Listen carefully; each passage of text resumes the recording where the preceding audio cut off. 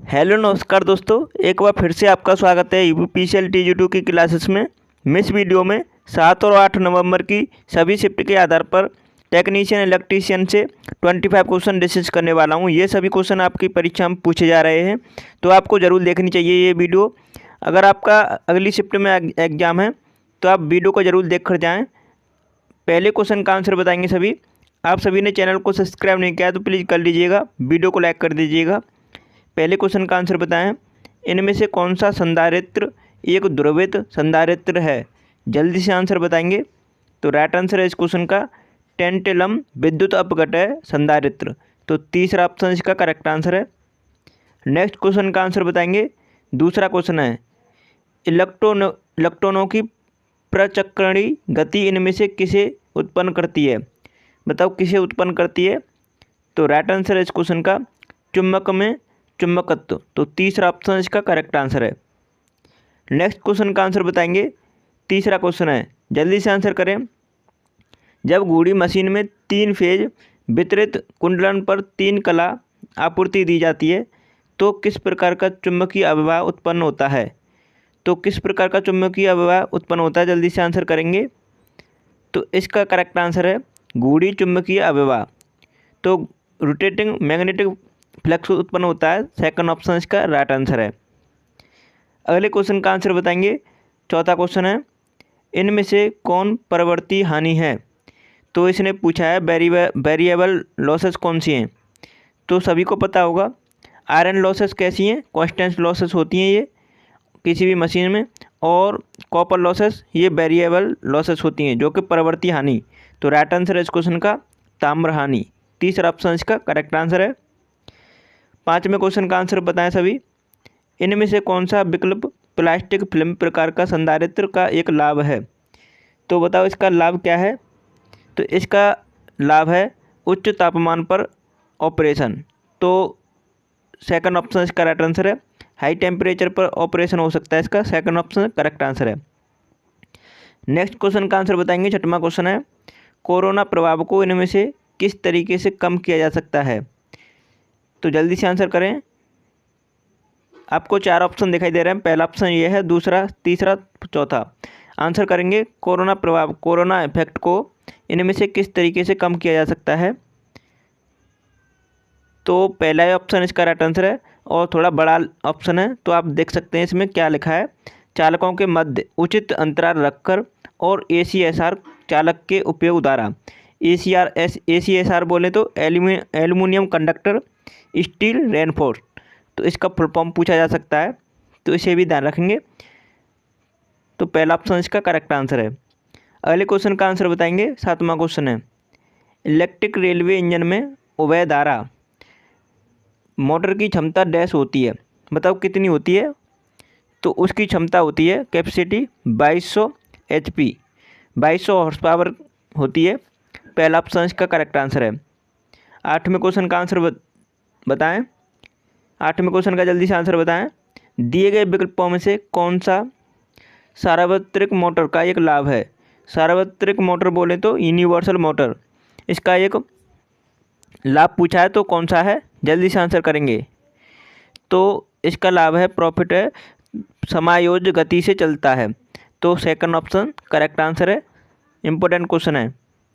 Next question का answer बताएंगे। 9वां क्वेश्चन है, 415 volt 3 phase squirrel cage induction motor के लिए अंगूठे के नियम थंब रूल के रूप में पूर्ण लोड करंट डैश के रूप में ली जा सकती है। बताओ किसके रूप में ली जा सकती है? तो राइट आंसर है इस क्वेश्चन का HP रेटिंग की 1.5 गुना। तो फोर्थ ऑप्शन इसका राइट आंसर है। HP रेटिंग की 1.5 गुना ली जा सकती है। अगले क्वेश्चन का आंसर करेंगे सभी। 10वां क्वेश्चन है, BIS के नियमों के अनुसार सभी तापदीप्त लैंप की ऊंचाई डैश रखी जानी चाहिए। तो जो BIS के रूल के अकॉर्डिंग जो तापदीप लैंप होती हैं उसकी ऊंचाई कितनी रखी जाती है? हाइट। तो उसकी हाइट रखी जाती है कितनी? जल्दी से आंसर करें। तो 2.5 मीटर रखी जाती है। पहला ऑप्शन इसका राइट आंसर है। ध्यान रखेंगे इसे। आपसे ऐसे भी पूछा जा सकता है, मेन स्विच बोर्ड या मीटर बोर्ड उसकी ऊंचाई कितनी रखी जाती है? तो उसकी ऊंचाई रखी जाती है 1.5 मीटर। उसे भी ध्यान रखें और साथ ही साथ इसे भी ध्यान रखेंगे। अगले क्वेश्चन का आंसर बताएंगे। 11वां क्वेश्चन है, जल्दी से आंसर करें। बी वक्र को कर्षित करने के लिए तुल्यकालिक मोटर सिंक्रोनस मोटर की किन मात्राओं का उपयोग किया जाता है? जब हम बी वक्र खींचते हैं तो वो किस किस के बीच में खींचते हैं, ये आपको पूछा है, जो कि सिंक्रोनस मोटर में खींचा जाता है। तो सभी जानते होंगे, आर्मेचर करंट और फील्ड करंट के दोनों के मध्य खींचा जाता है। तीसरा ऑप्शन इसका करेक्ट आंसर है। 12वें क्वेश्चन का आंसर बताएं सभी। Gas field tungsten filament lamp का ऑपरेटिंग टेम्परेचर लगभग डैश होता है? तो इसमें gas field tungsten lamp filament lamp की बात की जा रही है। तो जब भी टंगस्टन की बात की जाए तो उसका मैक्सिमम टेम्परेचर होता है 3500 डिग्री सेल्सियस, ठीक है, तो उसे ध्यान रखेंगे। लेकिन इसमें कोई 3500 डिग्री सेल्सियस तक कोई रेंज नहीं दे रखी है, तो जो हाई टेम्परेचर दिख रहा है वही आपका राइट आंसर है, मतलब 2700 डिग्री सेल्सियस। तो तीसरा ऑप्शन इसका करेक्ट आंसर है, ध्यान रखेंगे इसे। अगले क्वेश्चन का आंसर बताएं। 13 क्वेश्चन है, निम्न में से कौन द्वितीयक प्रकार के यंत्रों का एक उदाहरण है? तो आप सभी को पता है 2 प्रकार के इंस्ट्रूमेंट होते हैं, एक प्राइमरी इंस्ट्रूमेंट, एक सेकेंडरी इंस्ट्रूमेंट। तो इसमें से प्राइमरी इंस्ट्रूमेंट कौन सा है और सेकेंडरी इंस्ट्रूमेंट कौन सा है, ये आपको पता होना चाहिए। तो इसमें 3 ऑप्शन ऐसे हैं जिसमें प्राइमरी इंस्ट्रूमेंट के उदाहरण हैं, लेकिन एक ऑप्शन ऐसा है जिसमें सेकेंडरी इंस्ट्रूमेंट है, वही आपसे पूछा है। तो सेकेंडरी इंस्ट्रूमेंट है इसमें वाट मापी, वाट मीटर आपका सेकेंडरी इंस्ट्रूमेंट के रूप में जानते हैं। लेकिन इसमें टेंजेंट गैल्वेनोमीटर और रिले करंट तुला और निरपेक्ष विद्युता मापी, ये प्राइमरी इंस्ट्रूमेंट के रूप में जाने जाते हैं, तो ध्यान रखेंगे इन्हें। अगले क्वेश्चन का आंसर बताएं। 14 क्वेश्चन है, जब उपकरण का धातु पिंड भू संपर्क अर्थ में रखा जाता है तो यह उपकरण का किससे संरक्षण करता है? तो किससे प्रोटेक्शन प्रोवाइड करता है? जल्दी से आंसर करें। ये करता है आपका लीकेज करंट से। तो तीसरा ऑप्शन इसका करेक्ट आंसर है। अगले क्वेश्चन का आंसर बताएंगे। 15वां क्वेश्चन है, जल्दी से आंसर करें। आपके एग्जाम में थोड़ा लैंग्वेज जो पूछी जा रही है वो थोड़ी घुमा के पूछी जा रही है, तो उसमें स्टूडेंट का टाइम वेस्ट हो जा रहा है, इसलिए आपको थोड़ा ध्यान देने की ज़रूरत है कि आपको क्वेश्चन को फास्ट तरीके से पढ़ना है और थोड़ा समझ के पढ़ना है, क्योंकि आपको जितना हो सके उतने क्वेश्चन देखने हैं आपके एग्जाम में। क्योंकि बहुत से स्टूडेंट क्या कर रहे हैं कि पूरा क्वेश्चन पेपर को नहीं देख पा रहे हैं, तो ऐसे क्वेश्चन छूट जा रहे हैं जो उन्हें नहीं छोड़ने चाहिए। तो आपको ऐसी गलती नहीं करनी है, जिस स्टूडेंट का आगे एग्जाम है उसे ऐसी गलती नहीं करनी है। तो 15वें क्वेश्चन का जल्दी से आंसर बताएंगे। Which type of converter can work as a DC motor, AC motor, converter and inverter? तो आपको बताना है किस टाइप के कन्वर्टर जो कि वर्क कर सकता है AC motor, DC motor, converter और इन्वर्टर की तरह। जल्दी से आंसर बताएं, इसका क्वेश्चन का आंसर क्या है? तो इस क्वेश्चन का आंसर है रोटरी कन्वर्टर। 4th ऑप्शन इसका करेक्ट आंसर है। रोटरी होगा तभी तो डीसी मोटर एसी मोटर की तरह कार्य करेगा। अगले क्वेश्चन का आंसर बताएंगे। 16वां क्वेश्चन है, जल्दी से आंसर करें इस क्वेश्चन का। सीरीज प्रकाश व्यवस्था सीरीज लाइटनिंग हेतु 240 वोल्ट सप्लाई के लिए कितने 6 वोल्ट बल्ब की आवश्यकता होगी? तो उसने बोला है 240 वोल्ट टोटल है, ठीक है, सप्लाई वोल्टेज, और आपको बताना है 6 वोल्टेज के बल्ब है, उसमें कितने बल्ब की आवश्यकता होगी सीरीज में। सीरीज में क्या होता है, जब भी हम कनेक्ट करते हैं सीरीज में तो वोल्टेज जुड़ता है, तो हमको 240 वोल्ट मैक्सिमम कैपेसिटी है, हमको 6 वोल्ट का प्रत्येक बल्ब है, तो कितने बल्ब लगाने पड़ेंगे? तो 240 को डिवाइड कर दो, 240 को 6 से डिवाइड करेंगे तो 14 बल्ब की आवश्यकता होगी। तो करेक्ट आंसर है 40। सेकंड ऑप्शन इसका राइट आंसर है, ध्यान रखेंगे, इंपॉर्टेंट क्वेश्चन है। इस टाइप का क्वेश्चन आपकी परीक्षा में 1 से 2 क्वेश्चन देखने को जरूर मिलेगा। 17वें क्वेश्चन का आंसर बताएंगे। विशिष्ट प्रतिरोध की इकाई क्या होती है? स्पेसिफिक रेजिस्टेंस की यूनिट पूछिए आपसे, तो उसकी इकाई क्या होती है? करेक्ट आंसर देखेंगे ओम मीटर। ओम मीटर इसका राइट आंसर है। पहला ही ऑप्शन देखने पे आपको राइट दिखाई दे रहा है, और में क्या दिख रहा है, मिली ओम या मेगा ओम या किलो ओम, ऐसा कुछ यूनिट नहीं होता है, ध्यान रखेंगे। ओम मीटर इसकी करेक्ट आंसर है। अगले क्वेश्चन का आंसर बताएंगे। 18वां क्वेश्चन है, जल्दी से आंसर करें। डीसी सप्लाई के लिए यदि एसी ओवरलोड रिले का उपयोग किया जाता है तो क्या होगा? जल्दी से आंसर करें, क्या होगा? डीसी सप्लाई के लिए यदि एसी ओवरलोड रिले का उपयोग किया जाता है तो क्या होगा? तब क्या होगा? इंडक्टिव रिएक्टेंस की अनुपस्थिति में अधिक करंट खींचेगा। ध्यान देंगे इसे। प्रेरक प्रतिघात की अनुपस्थिति में अधिक करंट खींचेगा, तो सेकंड ऑप्शन इसका राइट आंसर है। अगले क्वेश्चन का आंसर बताएंगे। 19वां क्वेश्चन है। आपको थोड़ा क्वेश्चन हार्ड जरूर लग रहे होंगे, लेकिन आपके परीक्षा में ऐसे ही क्वेश्चन पूछे जा रहे हैं, तो आप इस चीज़ से बच नहीं सकते। अगर आप स्कोर करना चाहते हैं अच्छे से अच्छा, तो आपको इस टाइप के क्वेश्चन देख कर ही जाने होंगे। यदि विद्युत प्रवाह के उच्च वोल्टेज के कारण बिजली के तार और उपकरण अत्यधिक गर्म हो जाते हैं, तो यह कर सकते हैं। तो क्या कर सकते हैं, जल्दी से आंसर बताएं। तो इसका राइट आंसर है फ्रीज। तो तीसरा ऑप्शन इसका राइट आंसर है। ध्यान देंगे, यदि विद्युत प्रवाह के उच्च वोल्टेज के कारण बिजली के तार उपकरण अत्यधिक गर्म हो जाते हैं, तो वे यह कर सकते हैं फ्रीज। ठीक है, तीसरा ऑप्शन इसका करेक्ट आंसर है। 20वें क्वेश्चन का जल्दी से आंसर बताएंगे। फेज के उदासीन तार न्यूट्रल वायर के शॉर्ट होने पर क्या प्रभाव होगा। जब न्यूट्रल वायर शॉर्ट हो जाता है तो क्या इफेक्ट होगा, जल्दी से आंसर करें। तो पहला ऑप्शन दे रखा है कोई धारा प्रवाह नहीं और कोई आग नहीं। दूसरा ऑप्शन दे रखा है निम्न धारा प्रवाह कोई आग नहीं। तीसरा ऑप्शन दे रखा है निम्न धारा प्रवाह आग लो करंट फ्लो हायर। और फोर्थ ऑप्शन दे रखा है उच्च करंट फ्लो और आग हाई करंट फ्लो फायर। ठीक है, तो फोर्थ ऑप्शन ही इसका राइट आंसर है। ध्यान देंगे थोड़ा इसे। करेक्ट आंसर है फोर्थ ऑप्शन। अगले क्वेश्चन का आंसर बताएंगे। 21वां क्वेश्चन है।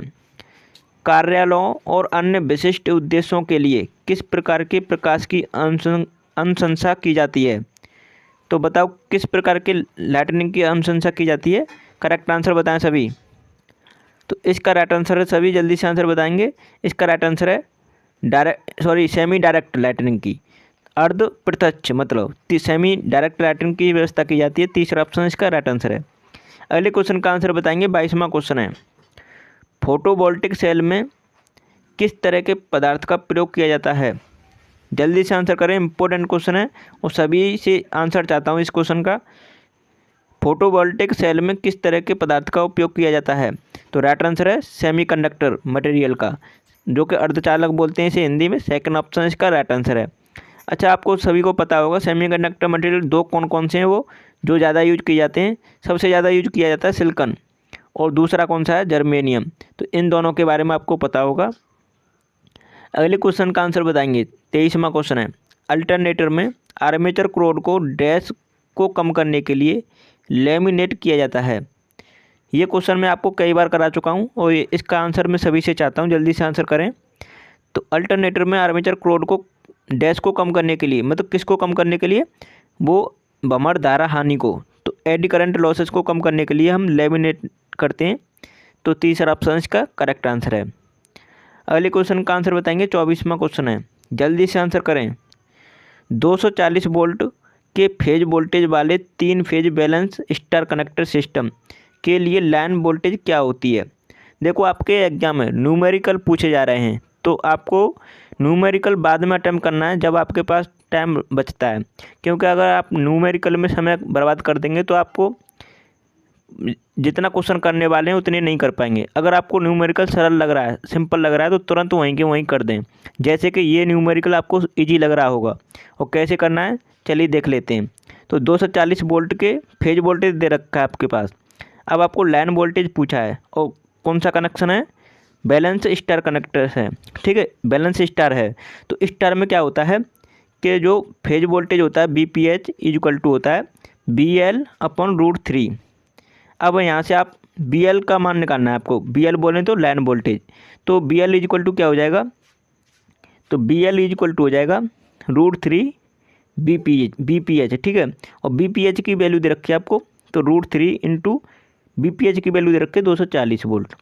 अब आप इसे मल्टीप्लाई करेंगे तो 415.7 वोल्ट आ जाएगा, जो कि आपको पहले ऑप्शन में करेक्ट आंसर दे रखा है। इस तरह आप इसे सॉल्व कर सकते हैं। तो इस टाइप के क्वेश्चन को नहीं छोड़ना है, पहले ही सॉल्व कर देना है, क्योंकि ऐसा कर सकते हैं आप। लेकिन जो लेंथी का आपको न्यूमेरिकल दिख रहा है उसे नहीं करेंगे, पहले ध्यान देंगे थोड़ा इस बात पर। और यही बात की जाती है कि डेल्टा कनेक्टर सिस्टम में, तो डेल्टा कनेक्टर सिस्टम में क्या होता है कि BL इक्वल टू होता है BPH के। BPH, ठीक है, फेज वोल्टेज और लाइन वोल्टेज बराबर होते हैं एक दूसरे के। तो इसे भी ध्यान रखेंगे, ठीक है। अगले क्वेश्चन का आंसर बताएंगे। 25वां क्वेश्चन है, परिणामित्र कुंडलन के अंत पटलन का क्या उद्देश्य है। इसने बोला है ट्रांसफार्मर बाइंडिंग के अंत पटलन का क्या उद्देश्य है। जल्दी से हम आंसर बताएंगे। तो पहला ऑप्शन दे रखा है लीकेज रिएक्टेंस को कम करना, दूसरा ऑप्शन है वोल्टेज ग्रेडियंट में वृद्धि, और तीसरा ऑप्शन है करंट ग्रेडियंट को कम करना, और चौथा ऑप्शन है लीकेज रिएक्टेंस में वृद्धि। तो करेक्ट आंसर क्या है, जल्दी से आंसर बताएं। तो इसका राइट आंसर है पहला ऑप्शन, लीकेज रिएक्टेंस को कम करना उद्देश्य पहला ऑप्शन है, इसका राइट आंसर है। तो अभी तक आपने चैनल को सब्सक्राइब नहीं किया है तो प्लीज़ कर लीजिएगा और वीडियो को लाइक कर दीजिएगा, शेयर कर दीजिएगा। आप सभी ने अभी तक हमारा सभी वीडियो नहीं देखी हैं तो इसका लिंक आपको मैंने इसी वीडियो के डिस्क्रिप्शन में लिंक प्रोवाइड कर दिया है। आपको वहाँ पर प्लेलिस्ट दिखाई देगी, डायरेक्ट प्लेलिस्ट से सभी वीडियो को ज़रूर देख कर जाएँ। कम समय में ज़्यादा से ज़्यादा क्वेश्चन देख के जा सकते हैं आप। तो चलिए वीडियो को यहीं समाप्त करते हैं। Thanks for watching my video.